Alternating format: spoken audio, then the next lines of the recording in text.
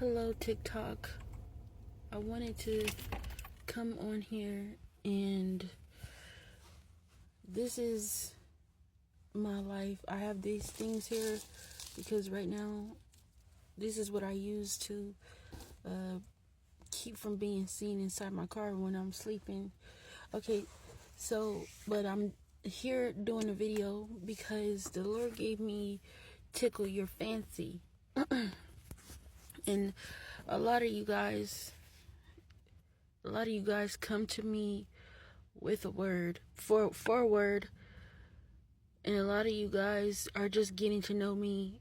A lot of you guys don't even know my situation, which I've said it many of times, but there's going to be a time where I'm actually going to put my testimony. I already filmed the videos, and I'm waiting for the Lord to tell me to release them. Okay? But just to be honest, a lot of people will not make it. A lot of people will not make it. A lot of people won't make it. And so the Lord wanted me to come on here and say, because the fact that you love people to tickle your fancy, and that I believe that word means to basically whatever you like to hear, you want someone to tickle those things that make you feel good about receiving the word or getting a word from someone. And when the reality is you are in deception, and when the reality is that you're not close to God. The reality is that you stink to God because you smell like the world. The reality is that God doesn't know you. The reality is people make it seem like, oh, well, I can do this and also have God, when you think you can have worldly things and also have God too. And God is letting people know. God is raising up his children because of the fact that you think that people with money or people that have a certain stature, I'm not saying it's for everybody, but a lot of people who you believe God is with, he's not with them. You are being deceived. And when it comes to someone like me, you will believe that God is not with me. That's how the world works. That's how it works. That's how this witchcraft works. God cannot be with her because why is she homeless in her car? It looks crazy. But I just want to let you know, there's things that you will not understand.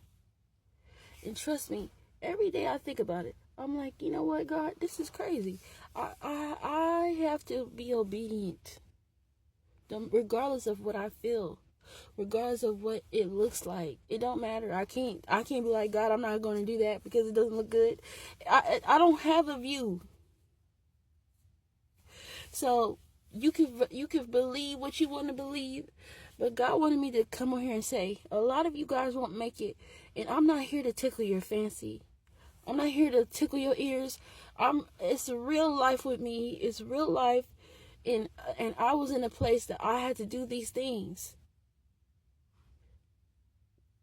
It's humbling.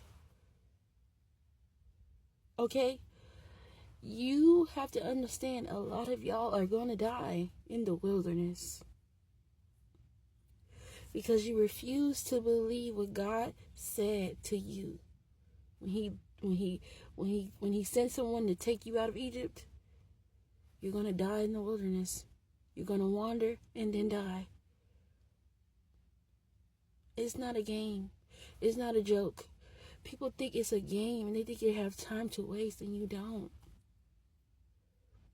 God woke me up and just told me, well, guess what? Get on there and tell them what I said. Okay, I'm not here, and I'm just sitting there trying to keep my eyes closed, and he said, these people won't make it. And he just talking. You will not make it. I'm not here to tickle your fancy. I'm not here to give you words of encouragement that you won't use. You need to use whatever I'm saying, and you need to take what I'm saying back to God. Anything that I've spoken to you, and if you resonate with it, then you need to go to God about what I said. You might follow me today and unfollow me tomorrow. You people are so finicky. That's why God says don't trust in man. I don't trust you. You're not making me feel good because you say you're going to follow me. You're not making me feel good because you're saying, oh, a good word. That doesn't make me feel anything. You need to give that to God. You need to understand that I seep into God's feathers. This is where I live. I live in his bosom. You're not my friends. You're not my friends. And you need to understand that this world is weird. And the only thing that matters is the love of God in your life in Christ, which I've said over and over again. But God wanted me to come on here and say, a lot of y'all gonna die in the wilderness. Before you know it, you will be dead. And guess what? Because you don't want to believe that God is real, and that God speaks to people and uses people. You're not going to be ready for the second Exodus. You're not going to be ready for that. You're also not going to be ready to understand and know that God is going to destroy America. That's getting too far ahead. You won't believe that either, because you're going to believe this is your life. You don't believe that what happened actually happened in the Bible, and it's all a fictional story. But slavery actually happened, and God is coming back for his people. Yes.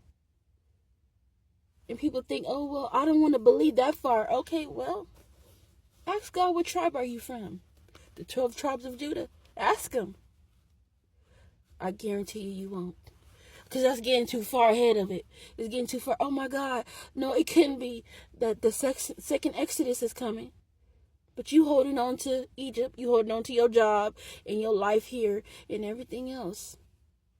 But you're my friend unless I tell you something that you would like to hear. But when I get serious and tell you that the second Exodus is coming, which means God is going to lead his people out of Babylon, which is America,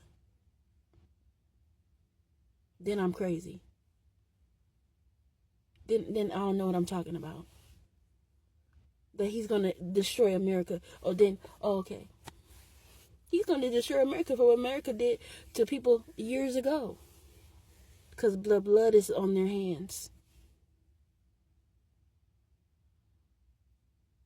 God did not forget each and every slave. Blood that was shed. Bodies that were tossed in the river. Children that were beaten and raped. Men and women mistreated. God didn't forget. He never forgot. That blood is still crying out. It's still crying out to God. You people don't realize. And I'm homeless in my car telling you that. And I'm crazy. I need a psych evaluation. But as long as I tell you something good, that homeless girl, she said something good. I agree. But as soon as that homeless girl tell you, you gonna die, and you won't make it out of the wilderness. Because you refuse to believe what God is telling you. You refuse to take the things I'm telling you back to God and minister with God and fellowship with him and open your word and change your mind and change your heart. Because your favorite pastor told you that you didn't have to. That you could go to the club, you could still live in sin. You could have a girlfriend that's not your wife and walk around with her and tell her in public and thinking everything is all good. Because I look like the situation that God would not be with me. But God is more with me than anybody you know.